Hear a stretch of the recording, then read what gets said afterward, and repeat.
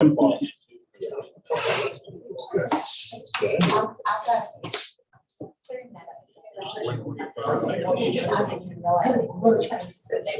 you need us we're live, Judge. It just has a packet. We're live, Judge. So they gave me that. Get started. We had a workshop this morning, which we love workshops, don't we? Yes. Everybody say, yeah, we love workshops. Anyway, we'll call this meeting to order. The review and discuss the New Liberty County Sheriff's Office Management Project. And we do have some items we need to look at first before we move into later a commissioner's court special meeting. So with that being said, first things first, Mike Spears is here. And Greg, if you would introduce Mike and tell him what who he's with, because this is an important part of the building process. Mike he's the state coordinator for the Cornerstone program for the Masonic Lodge of Texas. And he's going to get us headed in the right direction for our Cornerstone and what all we need to do. There was some questions about it last time. And so we're going to get him in first because he, as much as he'd like to, he said he couldn't stay for the whole week. Well, and unfortunately, I didn't bring a sandwich, so I hope y'all brought your lunch, because I think the judge is going to make you stay here a while. Thank you. For those that I didn't meet before we sat down and brought the meeting to order, Greg was nice enough to give me an introduction. I wanted to clarify that a little bit. Grand Lodge of Texas controls all of the Masonic lodges in the state of Texas. There's 800 plus lodges across the state. And we do cornerstone leveling ceremonies to dedicate buildings all over the state. And I have the pleasure of handling all of them as they go. I have currently 42 open files for cornerstones from North Texas, South Texas, East and West. Cornerstone ceremonies are not what everybody thinks in terms of the stone itself. Traditionally, they went in the northeast corner of the building. They were a cubical stone, and that's what set the foundation for everything that was built around it. But today, because of the building trades, that's no longer what it is. But the term cornerstone still lingers, and most people think, well, it goes on the corner of the building. And in the Masonic world, and in the Masonic building, it still does.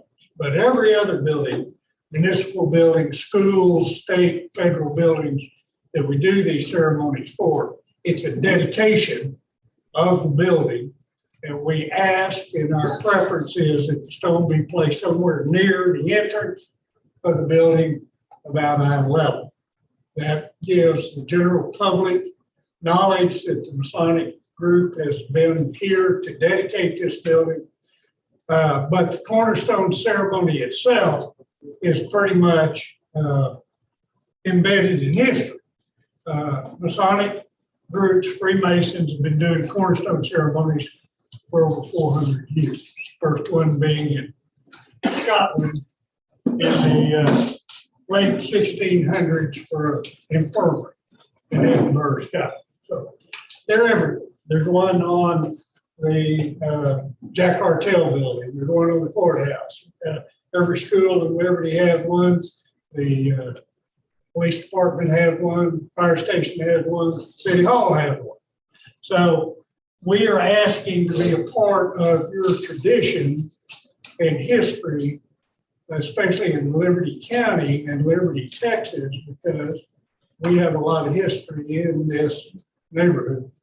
The Masonic Lodge that's here got their charter in January of 1849. We'll be celebrating our 175th anniversary in 2024. So we have history and we want to keep it. I am the state coordinator, but it just so happens I live in Liberty and I'm a member of the local law. So this is really special for me to be able to do this if y'all so allow. That's good. lot of questions, but again, it's a cornerstone leveling ceremony. 4 steps have to happen before anything else. One, the county commissioner's court has to approve to allow us to do the ceremony. We have to get the local lodges permission because they have to host it.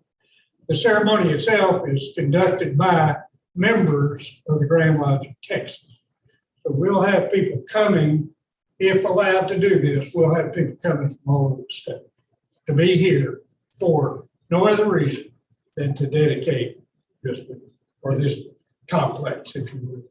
So that's our request, is to be allowed to do it. Technically, I've already mentioned some things to Jim Snyder, who was kind enough to share some information. The stone can be any size. We always prefer or recommend 24 inches by 24 inches, that it is square. And it can be placed, we talked about the fascia of material that's been used on the building. The stone that we can acquire to go in place would only be an inch thick, which would accommodate the fascia, which would negate having to cut a hole in your substrate. So those things are easy to do. The cost of the stone, probably somewhere in the $450, $500 range. I have a buyer here, maybe. But we'll work that out. We'll furnish it, or we'll ask the Commissioner's Court and county to maybe foot the bill or share the bill. If you add it into a project cost, it's nothing. If we have to wait and do a work order, change order, that's a difference. So let's talk about that, or I'll let y'all talk about that. Either way, we're going to get it done. But I cannot move forward without those two things: Commissioner's Court approving it, our lodge approving it, which I guarantee you will happen. And then we got to have a location on the building where the stone will appear and what size that stone will be. After that, we can go get it done. Then everything else from that point on with just who, what, where, when. I've already been told completion date may be somewhere around October, November, 4th of this year. Perfect for us. We asked that in Texas that we wait until there is a certificate of occupancy and we can do this ceremony indoors with air conditioning. In wintertime heat, summer. And in between summer and winter, wind, rain, tornadoes, hurricanes, and everything else. So We really use hurricane word around here. I understand that in its time. Yes. I work at Lamar University. I'm a contract administrator for, actually I retired in 2016, but they were gracious enough to say, we need you to stay. So I've been a part-time employee for 6 years. But I do land acquisition, and we do right now our planning for June coming. That's the beginning of the season. Okay, that we all hate. So that's my story. I'm sticking to it. We'll do everything. All we need is you to open the door and say, let's do it. We would like to tie it to an opening ceremony and maybe a ribbon cutting or something, because that just draws more people. And this is a public event. Our ceremony lasts, if we're really hop, skip, and jump, we can get it done in 17 minutes. Normally it's about 20 by the time we make the introduction. Any questions? There was one other thing, the cornerstone, the Masonic cornerstone doesn't have the name, it name, going to be a separate. No, if the dedication stone only allows the following information to be on it. Leveled by the Grand Lodge of Texas, a square and compass emblem, and the date. And there's 2 dates, AD 2022, AL 6022. AL is a calendar year, predates Gregorian. It is the light, anno light, and that predates everything by 4,000 years. So if it's 2022, it'll be 6022 on the cornerstone itself. It's a historical. So I think we also need to consider the Plum Grove Annex also since we're kind of getting a late start on the sheriff's, but. Yeah, Bruce also mentioned that. I don't want to muddy the water here. Are y'all involved with that? I am. So yes, and we're in the process of hiring a construction manager. We haven't started construction. We have understand lots of time. But would you put me down Yes. so we can talk about it in the beginning? If they so choose. This falls under your purview, Judge? Yes, sir. Matter of fact, you're going to be involved. Okay. All right. I'll take that as a yes. Can we on the Tuesday agenda, get this put on the agenda to go ahead and approve it, that way we can start with it. And on the actual stone itself, and the cost, you want to work with a contractor, or with a architect? I'd prefer if you would. Okay. Craig's a member. Do we need of to our- have the stone made, or are y'all going to make the stone? We'll have it done. That's what I thought. Okay. We'll order it.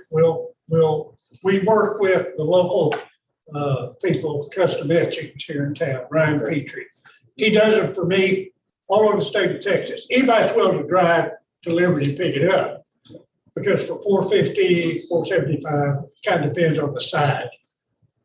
I He think, will provide it to anybody, but he won't ship it anywhere because the crating, and by the time it gets there, it's busted up. But would you I do would. that? yes, Because I would be more comfortable if you decide how that's gonna happen. We'll buy it, pay for it, bill you for it, we'll get you an invoice, or we'll be done with it. That is not going to be an issue. So judge, permission to say something? Yes, sir. We'll be more than glad to pay for it. Okay, It'll come out of our fee. We won't charge anything through the GMP. Thank you, Chair. Do we install it? we can or they can, or he's the only guy that I've ever dealt with that will actually install. We can get our rather mason than- to mortar it in, usually. But- I feel more comfortable with them doing it right now since they're doing everything else. And let me tell you, so you know, we can mount the stone on the building before the ceremony. And even if we do the ceremony indoors, we bring what's called a symbolic stone, or as my compatriots call it, a throwback. So we have one used for the ceremony, which symbolically represents the one on the building. Very good. So if you've got contractors and subs on the side And we can that install need to it. move on, I'll go ahead and get it to you, within 6 weeks. We can install it, protect it at our convenience. Yeah, cover it up, put something on it, The ceremony, and and it's all. then invade. All right, and one last question. Yeah. Is this a stone that is carved, or is this a cast stone? No, it's a card, engraved, just like a grave. A piece of granite or something. Could be granite, and I need to know, I'll work with you on what color your exterior is something that. Gray tones, we have a mock-up out there that if your guy's he's here local, he could come out and look at it Okay. and see. Because we have dark granite, light granite. We could see which would. I've got white marble, I could put travertine, I would suggest that he come out and take a look at our mock-up. I've dealt with enough architects to know that a little about what goes on their building. Well, and we were talking as you were making your presentation at the main entrance to the sheriff's office. There's two locations I think would be great for this. One, there's a massive column on the corner of the entrance. And that's about it would be, it's on the kind of the south face of the column, but the east. If we go northeast, true northeast, we're at the back of the building. I don't want that. And right. And so that would be a good spot. Or 10 feet back or so is the corner of the building where the brick turns in and goes to the front doors. That's another good spot. So we have two ideal spots right there that everybody would see when they approach the building. The column even more noticeable because it's punched out. And the column is fine. It does not necessarily have to be on the building structure. In today's world with all the different construction, we do them for metal buildings, but we actually have to build a pedestal out front for this direction. And I like the idea of him coming out and looking and bringing maybe some color samples, because if we put it in the back, we push it back, it's in the brick, which is great. If we push it out onto the column, that's not brick, it's limestone colored masonry. Right. And so we would want to make sure that that just doesn't look like it sticks out like a sore thumb.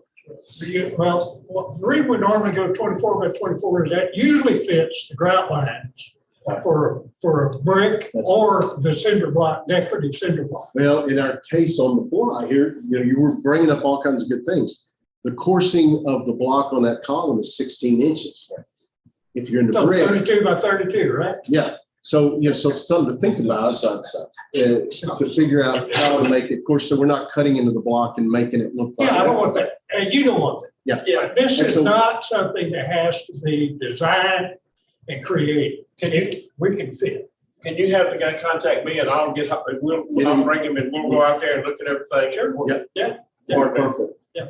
And maybe we could, to give him plenty of time, ask him to come out at our next meeting, which is the 26th of this month. That way he would be. Yeah, I need your card too, so I'll coordinate through. Yeah. Craig. And, if they come to the next meeting and that would mean he'd be out there. What date? 26th of May, it's a Thursday. We meet the 10 o'clock. last Thursday of every month out there. 10 o'clock, 10, 9 o'clock. we usually start at 9, so any 9, 10, whatever he Could wants. be to there do. at 10 o'clock. Yeah. I have one last question. Yes. The original email that came to us a year ago mentioned a time capsule. Yeah. This is not a time capsule. Okay. Is there an intent to do the time capsule? Our standpoint, we do not furnish time capsule.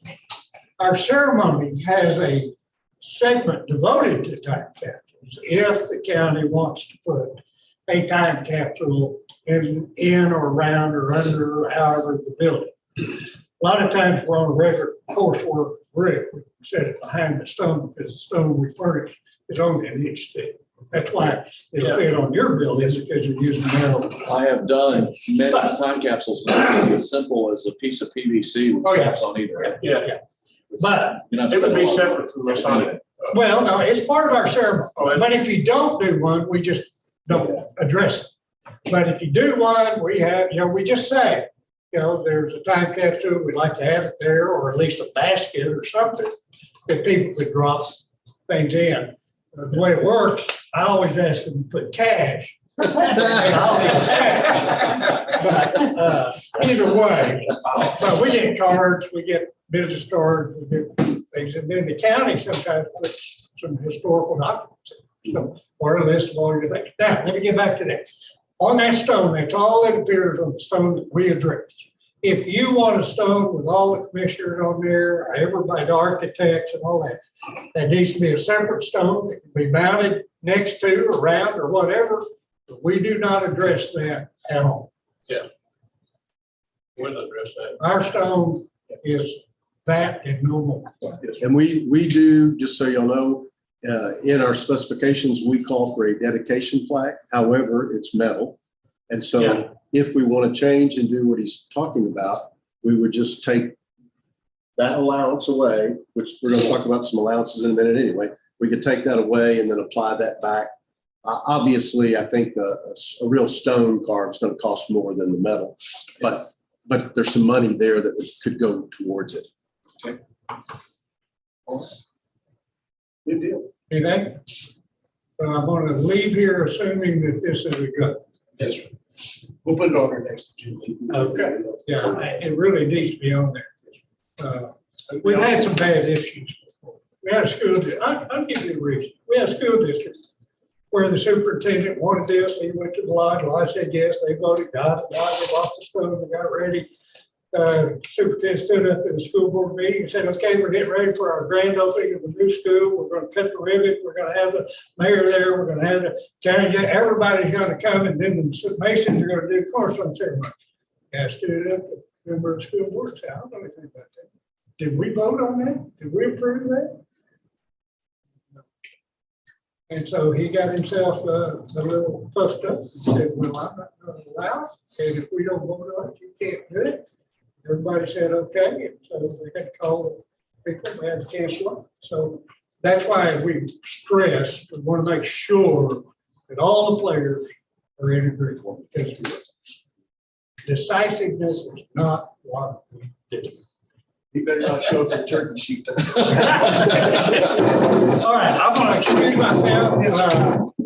Anybody direct can always get technical. Thank you so much. Dee, thank you for your time. Thank you. There we go. Thank you so much. I'll get this set up with him. Okay. Thank you. Appreciate it. Bruce, you're not even- Yes, sir. Leon, how are you?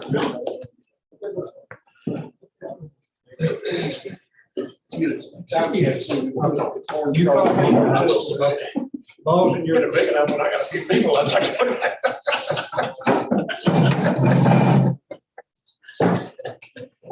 It lasts a while.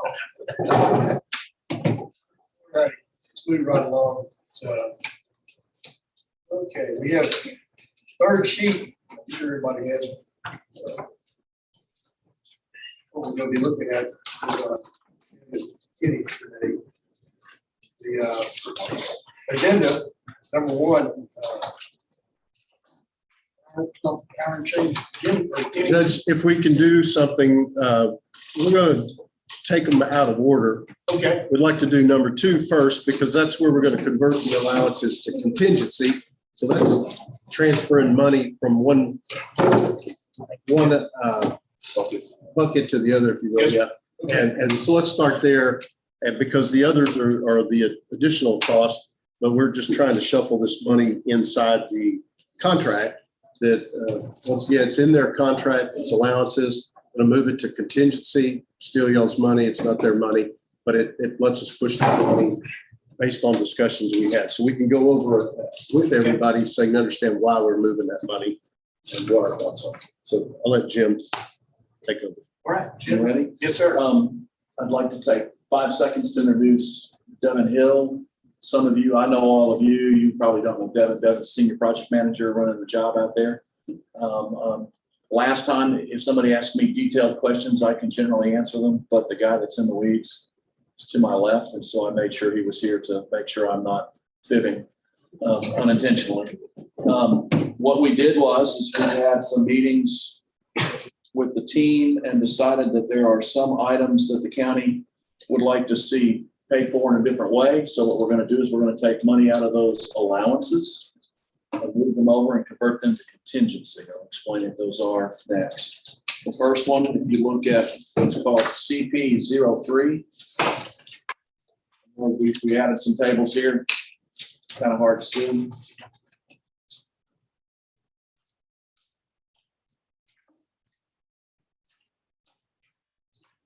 CP03. It's in bold red at the top. First item, remove lump sum allowance for televisions and mounting brackets in sheriff's office from white scope and convert to contingency. The contract documents in the GMP contract allowed for $10,000 for that. So we're going to take that $10,000 and convert that to contingency so that we've got additional money to spend for everything. Item number 3, remove lump sum allowance for landscaping, including irrigation system at sheriff's office from white scope and convert to contingency. We want to point out that there are some sleeves that went underneath the drives for irrigation. And so that will have to come out of there where required. We'll get finished with that. We'll adjust that, but for now, $66,500. Item number 4, remove lump sum allowance for televisions and mounting brackets in Justice of the Peace Annex 3 from white scope and convert to contingency. That's the same thing as item number 2, but it's now in the annex, not in the sheriff's office. Those were 2 separate. That adds an additional $4,000 in contingency. Item number 5, remove lump sum allowance for landscaping, including irrigation at JP3. It's the same thing that's happening. That adds an additional $33,500 into contingency. Item number 6, remove lump sum allowance to install materials furnished in 12100 and convert to contingency. 12100 is a allowance specification that's in what we call the front end documents. It has miscellaneous items. Those items are worth $15,000 in allowance. That goes to contingency. Item number 7, residential kitchen and laundry appliances that were going to be purchased by us. We're going to take that money out and convert that $15,000 into owner contingency as well. Those will be kept in our GMP, reconciled, tracked by us and the county. And that takes us to CP number 3 reflects an add to the owner's contingency of $144,000. I don't have the change order in front of me, but I believe right now we're currently at what, 14,000 change? $15,500. That's why I have the 15.5 in owner contingency. So that will take this to 159, almost $160,000 in owner contingency. Yeah, so it still stays within the contract right now, the guaranteed max net price. So that as we see other costs that we may need to spend, you've got it covered at the end of the job. Whatever's left stays with the county. There are some nuances to this that I want to state for the record to make sure that it's clear to everyone. A, nothing gets spent out of this contingency without the owner's direction, approval, and a change order. That's a contractual term. It's not adding money to the GMP, but a change order document that memorializes the agreement to take money from contingency and spend it for a certain scope of work.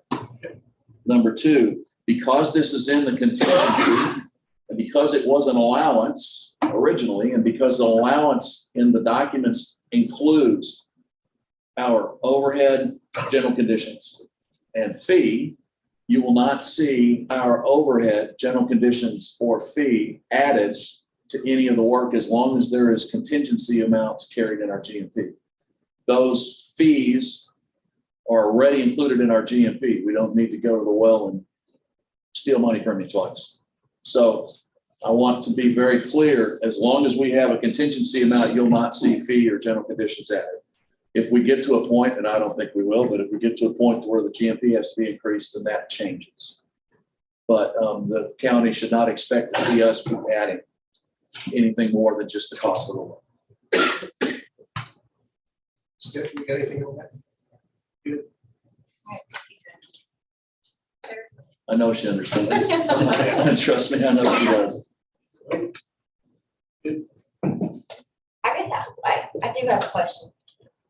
So it doesn't reduce your fee by any because we're taking money out of those allowances? There is, in the contract documents, allowances and contingencies are what I'll call, my term, a floating amount within the GMP. Can't exceed it, but if I spend it, I have to reconcile it. At the end of the project, we will reconcile not just these contingencies, but there are still other allowances that will remain intact in the contract. Those have to be reconciled as well. Some of those could be adds, some of those could be deducts. At the end of the job, or when that scope of work is consumed, completed, that's usually when we'll reconcile that. And another allowance I spoke to about it a minute ago is the dedication plaque. That's in there. So if we choose to not do the metal, but we want to do a stone, obviously that would get moved to contingency. Again, it's just a holding spot for it because you'd probably spend more money, but we would take the money away from them. But we would hold it in their contract till we sort through everything. Last item regarding contingencies. I want to be very careful with qualifiers here. Do not assume that you understand the dollar amounts because we don't understand the dollar amounts yet. But there are one or two additional allowances that we've talked about converting to contingency. But there are pieces of scope of work embedded within those allowances that need to be done first before I can release that extra money or unspent money into the contingency amount.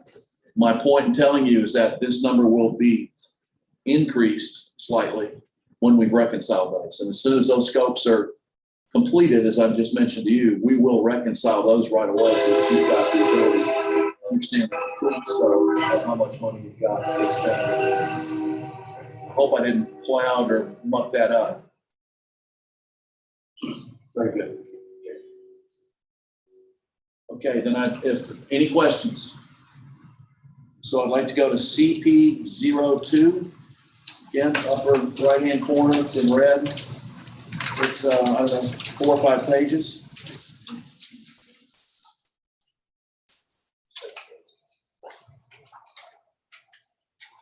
This is a fire pump requirement change.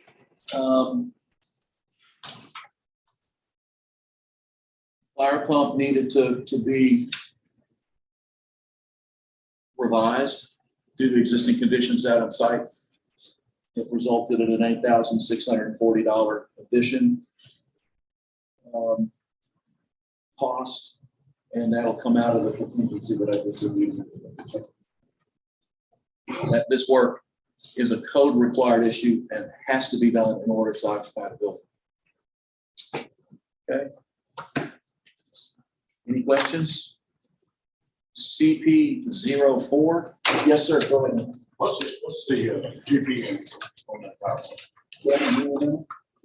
Yeah, let me do something real quick because I just saw down to it. It may have If it. you'll look, I know everybody's looking at the front sheet because it's easy. Turn page and you will see information regarding the pump capacities, characteristics. It's highlighted in yellow. And then if you'll turn it one more page, Lynn, you see this little document right here?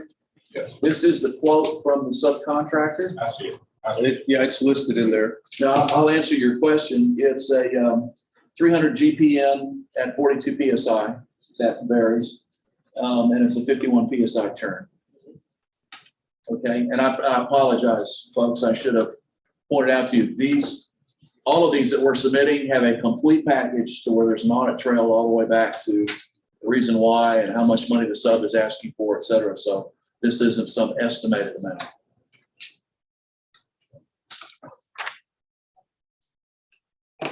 Okay, mechanical courtyard at JP3 Annex, that's this CP04. This work has to do with two things. One of them is code. The other one is size of equipment. You have to have a certain area around mechanical equipment or electrical equipment to access for maintenance. Until the documents and the submittals are submitted, the architect and the engineer typically doesn't have a complete grasp on what sizes they are. Varies due to the manufacturer that's used, et cetera. In this particular case, during the submittal process, it was noted that we have some equipment that meets the spec, slightly larger, saves you some money, but on the flip side, causes the courtyard that's surrounding that equipment to be enlarged. I said to you a minute ago that we don't estimate anything. We have quotes. You'll see this one doesn't have any information behind it because we do estimate this sort of thing. Okay. This is simple square footage of concrete, linear foot of wall. It's not something that's not quantified. Let me say it another way. It's very easily quantifiable. So if you take a look here, you'll see the additional base plates and posts because the tree wall increased in size. Item number 3, cost to install the additional posts. That would be the labor. We've got extended footings and rebar for those. And then we've got party board, which goes on the wall, and paint. We've got some painting that we have to do. That all totals up to $12,240. One last thing that I haven't said, but I'm going to say now, we have submitted and been working on these for probably 6 weeks. I'll let Kenny vouch for his process, but they have been reviewed by the architect, their staff and engineers, and we've had conversations in our OSC meetings when we met to discuss these. That's correct. And there's some other little pieces that don't cost any money that were impacted by this. So we've given instructions to the contractor that we had to narrow a sidewalk. Still meets code, but we narrowed it from 5 foot to 3 foot so that we could expand this area. It's in the back where the parking and staff parks. And so we're still code compliant. We just had to push into that sidewalk a little bit to make this work because of the larger. Questions? CP 05, gutter and roof flashing details.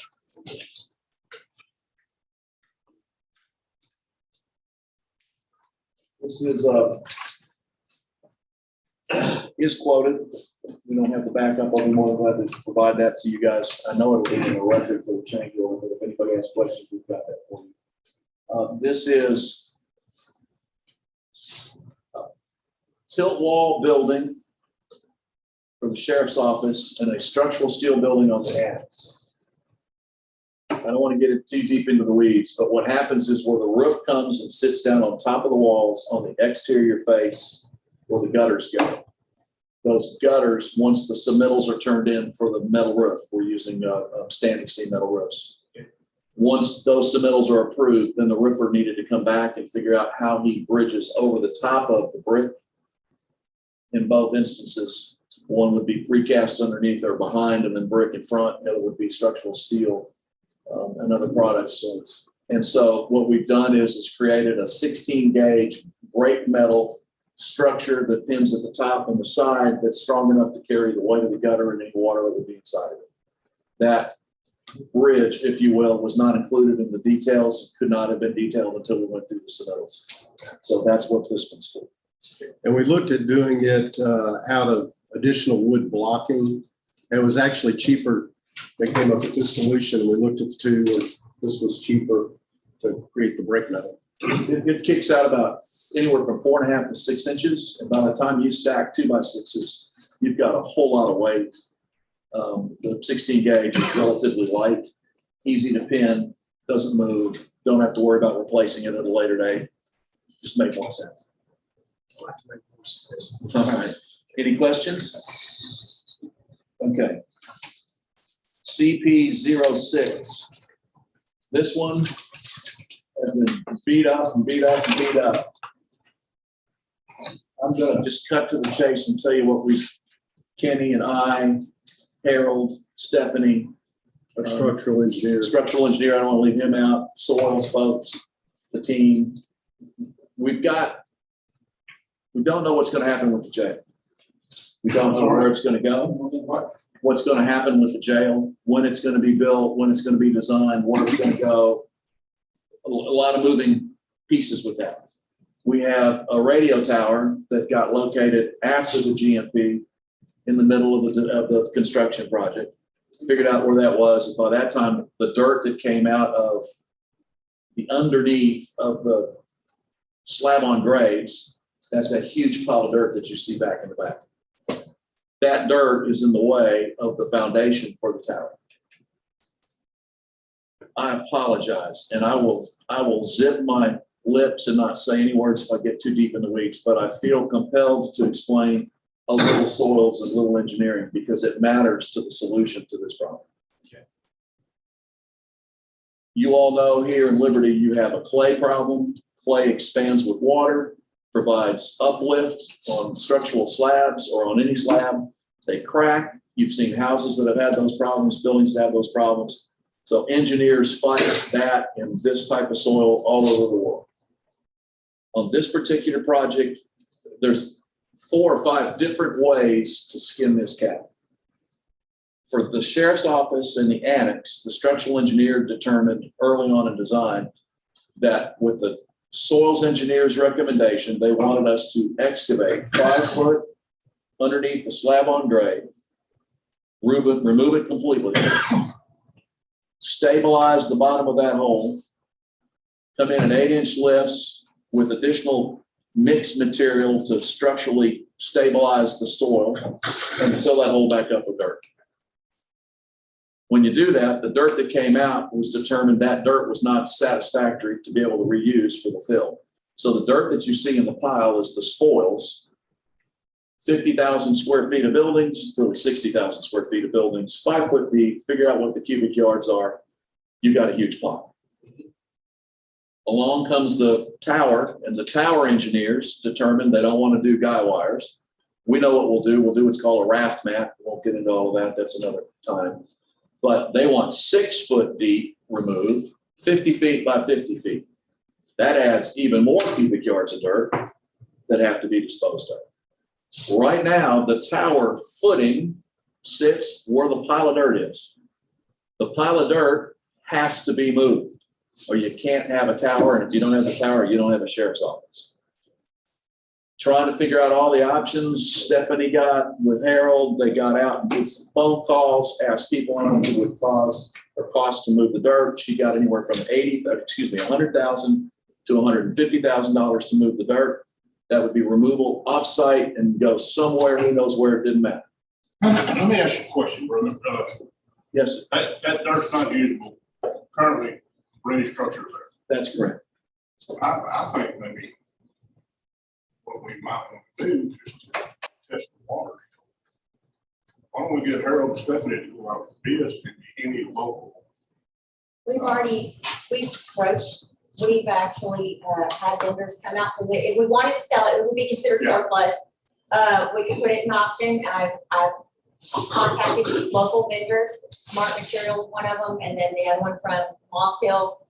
And just said, hey, if we put this in auction, it's something you'd be interested in. I bet you could get it for, I don't know, how much would it be big? Maybe $10. They Commissioner, didn't want it for $10. Commissioner, if you, 15,000 loads, 15,000 truckloads. if you guys would give me a little attitude here for a minute, let me go through the whole story because I have a lot of experience, 46 years in the construction industry doing this sort of thing. And I think we came up with a solution that not only solves the pile of dirt, but if you put the if you put the jail in that back area, we think we may save you money on the future jail. So let me go through the story and see if I can explain it. So we put this dirt, have to buy dirt, bring it on site, mix it, lifts 8 inches, get it compacted to the top. First thing that happened was, did anybody in here get a phone call or somebody asking you at the water cooler, what's taking that contractor so long to get the building out of the ground? Every time it rained, we had a bathtub, a swimming pool, and it filled up in there in clay. Anybody here have a farm, a ranch? They've got a pond? You line it with clay. And so the water sat there and it made it worse and worse and worse. And we fought and fought and fought with the weather. That's a problem. It cost you money with us having to sit out here and watch it dry. One meeting you were at, I don't remember who it was, Shirley, I think it was the sheriff. Shirley said, well, why don't you pump the water out? And the judge and the sheriff looked at her and said, to where? Every place around here has got all this water. There is no place to take the water. The engineer realized when he designed this that there would still be what's called PVR, potential vertical rise of the slab. So he put piers through this filled area and created a structural slab that sits on top. It's held by the piers and the soil can do whatever it has to do underneath. It still transferred some of the loads to the filled material down below. We're talking 30 days ago, and we said, what happens if we just push the dirt to the back and drill piers? We're going to do piers anyway. Drill piers through it. There's a structural material called a carton form. It's a shoebox impregnated with wax that is designed to sit on top of material, dirt, that when the soil starts to rise, potential vertical rise, it collapses the shoebox. The structural slab has rebar in it that carries the load as if it was a crawl space underneath. You don't want a crawl space underneath this. It's not good for jail. It's got other problems, et cetera. But the carton forms will take care of, like a shock absorber, that movement. Well, if I do that, I don't have to go to do the jail and dig 5 foot deep and remove that soil and come in with new soil. So a huge piece of the $1 million+ subcontract that you all paid for on the sheriff's office to dig material out that you thought you'd be able to reuse, but found out after the fact when you can actually see it, you couldn't use. That now is no longer a guess, that's a fact. You don't have to haul that dirt away for the jail.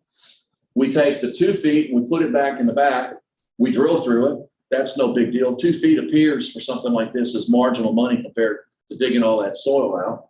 You have a structural slab and you had one to begin with. There's one other benefit that it's your fault, Judge. Went to a meeting with the judge about 6 months ago. Stephanie was there. We're talking about how you're going to handle the domestic sewer, sanitary sewer. And we said, you know, if you go from the highest point at the sheriff's office and 1/8 of an inch per foot slope, which is the minimum the plumbing codes will allow, you're going to hit almost exactly where the city's going to be, within 1/4 of an inch. That's 2/100ths of a foot. You go further back with the jail and you can't do that anymore. You've added all that distance back and back and you no longer have enough fall. We said that to you and you said, I don't want any lift stations. Lift stations are horrible. They are. No lift station on my jobs. Yeah. By raising the jail 2 or 3 feet higher up on piers, letting the spoil dirt be underneath to fill that so that you don't have any voids, you now have created slope that we think, depending upon what his study will do sometime in the future, or somebody's study in the future with the jail, creates enough slope to where you don't have to have a lift station anymore. You save time and money in construction because we're not having to wait for the weather. You save haul off of that material, and you can take the material that's there now. We'll use a dozer. For now, you're going to spend a little more money for moving the pile of dirt at a later date because we don't know where the jail physically is going to go. All we're going to do now is take a couple of dozers, push the fence down and then some of the trees down back to the back that split the site in half. We're going to push that dirt and get it away from where the tower is so the tower can get built. Leave the pile of dirt there. Wait for somebody to come along and figure out what the next step is, then we'll deal with it then. But you've saved money and time in the field. You've saved money and time in the structure. You've saved money and time, hopefully, not on wood, in part or in whole, with the sanitary system. I think that solves this problem. Now that is $83,000. That's a segue into what my friend here wrote a note to me just a minute ago. I wanted me to remind you guys of it. I wanted to save it for this. The items that we're quoting to you now are quotes from subs, or in the case of the courtyard, something that we took off, or in this particular case, this subcontractor quoted $8,000 and change per day to get out there and just move the pile back. We don't know how long it's going to take, don't know what the weather's going to do to it, but he figured about 10 days. The prices that we gave to you today, from the beginning all the way to this one, are not to exceed prices. And if we can get them done cheaper, we will give that benefit to the county. This is not lump sum stuff. There are a couple in here that may be for subs, but for the most part, some of these things, for instance, like the dirt, that takes 7 days, that's going to be $70,000. We can do it faster than that. It'll be even less. Courtyard, same sort of thing. We will not exceed these amounts. We're asking the county to meet special today to vote for these, to get these approved, because they are very time sensitive, or we're going to have problems getting the building open on time. They're just gonna move the pile, they're not gonna spread it. Not going to spread it yet, because we need to spread it where the building would go. And until we know where the building goes, all we're going to do is just make a huge big mess and spread it to it. What I don't want to have happen is to spread it into the areas where we'll have the ring road or perimeter road Yeah, that's around the jail, because then you just have to move it again. Yeah. But if we either need to, plan where the jail would go, or at least make an educated guess that we put it in these parameters, we kind of stay out of our way. But that just means, to me, we'd have to hug that property line and stay 50 to 100 feet away from the property line, not knowing exactly where the ring road is. Yeah. And then wherever the Sally Port goes, you've got roads coming up to it and everything. So there's some big areas that if we put the dirt in them, that they're just in our way in the future. But if we can put it where we know the bulk of the building's at, then we're better off. And we like this idea that we brainstormed with structural engineering. Jim talked about carton forms, but we took that step a step further. Carton forms are affected by rain as well. And it was our structural engineer that said, why don't we build a foundation just like we build the rest of the jail using precast concrete planks? It eliminates the carton forms. It eliminates the impact of the rain. We drill piers, we build grade beams, and you bring in these precast concrete planks and you set them down, you pour a topping slab on, instant slab foundation. Takes a little while to do it, but that's the way we build the top part of the jail, always have been. So we think we've come up with a really good way to solve that in the future. So spreading the dirt now should not help us. Hurt us. We can't be very definitive about where it's going to go. It's just going to be a wild guess. How hard would it be to speculate the location if the footprint's going to be for a 750 bed jail? Put 4 stakes out there and say, just put it right there. I think that's all we can do right now. I think we have to look at our site plan, and we can do that. And we just decide how far we're going to come in, because you think about that ring road's going to have to hug the property line. Right. And so, and you need you're going to have it fenced, but you can't put your road right up against the fence. You'll never be able to keep it clean. So I just talk generally. Say you're 5 feet off, say you got a 25-foot road, you're 30 feet. If the building's not gonna start there, another 20 feet, I think you've got to stay at least 50 feet off the property line, if not more. That's right. And we could stay clear, we could kind of maybe identify a big rectangle. And it may be in the future, when you figure it out, either we may need some more dirt or we're going to have to move dirt. I don't think you want to bring more dirt in. I think we're just going to be faced that we're going to have to overdo it somewhere and maybe move some of it. But if we can minimize it, I think, yeah. The structural slab, I'm not concerned about having to put fill. We can abandon forms in place. That's an easy thing to do. Here are some of the considerations that offset this. My experience and opinion is that you're going to save some substantial six-figure numbers on the jail. That's going to be very difficult to prove to you at the time because of the way it's going to be bid. But just by not digging holes for 250,000 square feet, am I right? About right? 250,000 square feet of footprint, and it rains. I'm from here. I've built here. We just lived it a year ago. Imagine a hole that's 5 times bigger than what the sheriff's office was. But I would. And then we'd have to get rid of that dirt.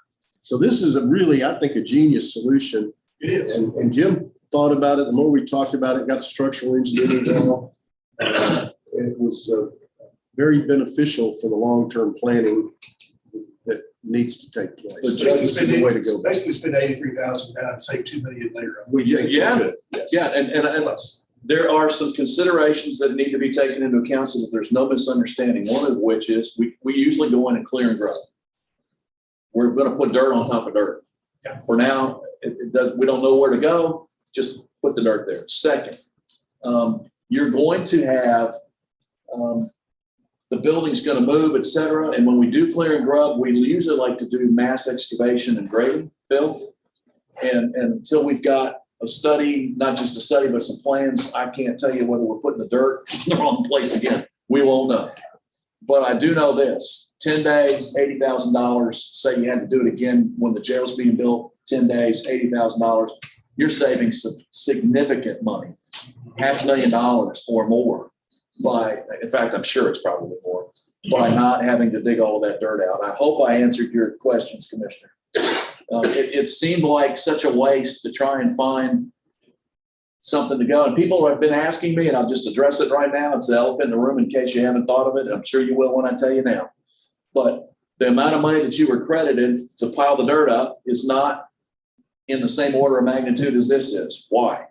At the time we bid the job, there were people that had projects that would buy the dirt, could fill holes and do things someplace local that allowed that to happen. Number one. Number two, diesel was half what it is today. What's happened is the place to take the dirt has evaporated, doesn't exist anymore. Diesel is twice more what it was a year and a half ago. And that's why you see a significant jump from what it was the credit to what it is to have to move this stuff.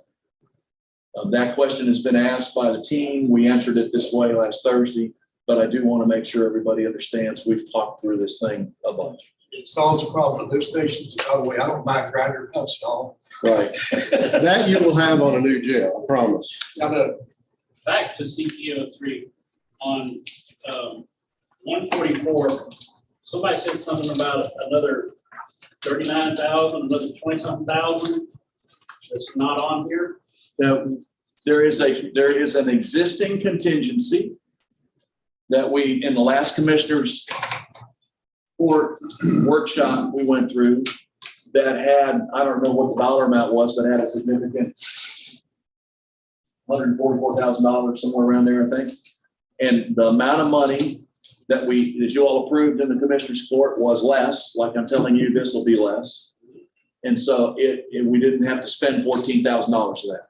So contingency, you can say basically we got $160,000 in them. Correct. We're going to subtract 128,000. So we're actually still 31,000 to put back into contingency at this point. If you approve everything. Everything's Yes. approved. Yes, Correct. and it could be more when we get the final numbers for some of these things. Yeah. At minimum, it would be 32,000. So even with the 83,000 to move the dirt, we're still, Yes, sir. Pretty good shape. yeah. Commissioner, questions? No further. Commissioner, questions? Commissioner Arthur? Judge? I'm good. Commissioner? Commissioner? Anybody else in the room? I think that concludes our part of the presentation.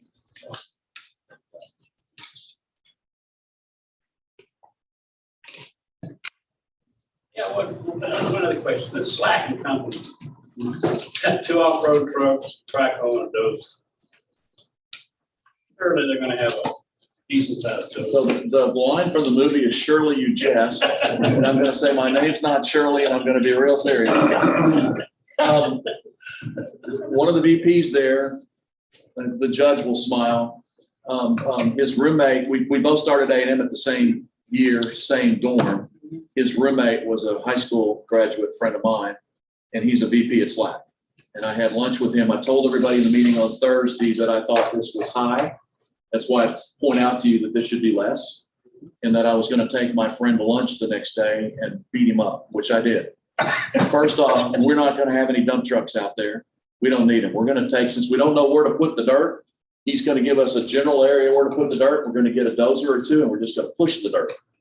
I'm not worried about the fence back there. I'm not worried about the trees back there. They're all going to come out at a later date. We're just going to push the dirt and get it out of the way. Do the minimal amount. We're also trying to save time, which will save that money, but also the equipment. We can get 2 dozers.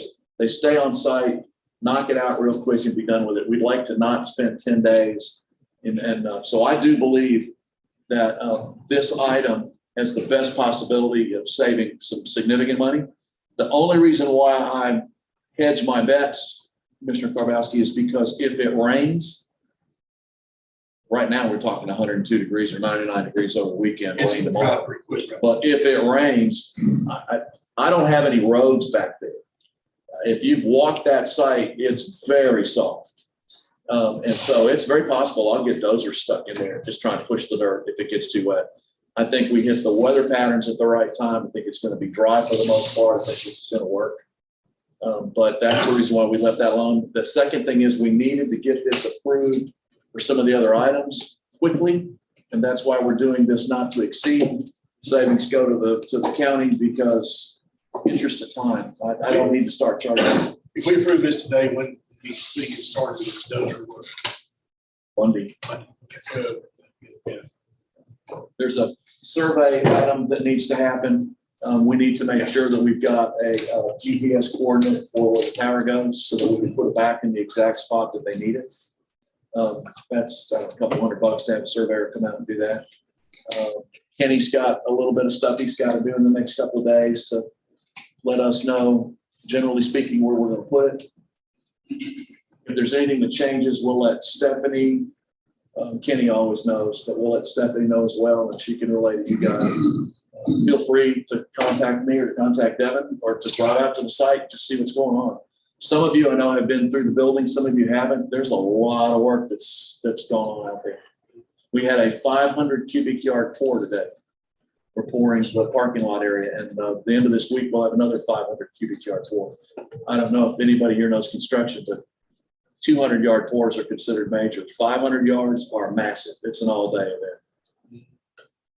Using mechanical screed, or what are you doing? No, I think they're doing it by hand. Really? Just because They have motorized. They have motorized. Yeah. But they're not. But it's not a. I don't think that It's not a building foundation, so with Yeah. stuff, it's parking lot, so. Yeah. Yeah, it's not a screed. It's hand finished, but it's Tremmies. They've got motorized to get the concrete out there. I can watch it. I haven't been out there yet this morning. I'll head out there after this. Anyway, any other questions? Oh, is it always true that you don't pour concrete, you place concrete? I've been doing this.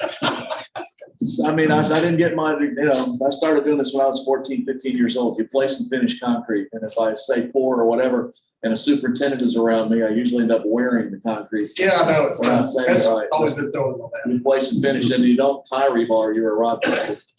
So, Okay. All right. Do you want to take a quick break just for a second, then we'll get started with the special meeting? Or go ahead and just roll into it. Well, we gotta stop and read the. We'll get up on up. It's 11:05. All right, real.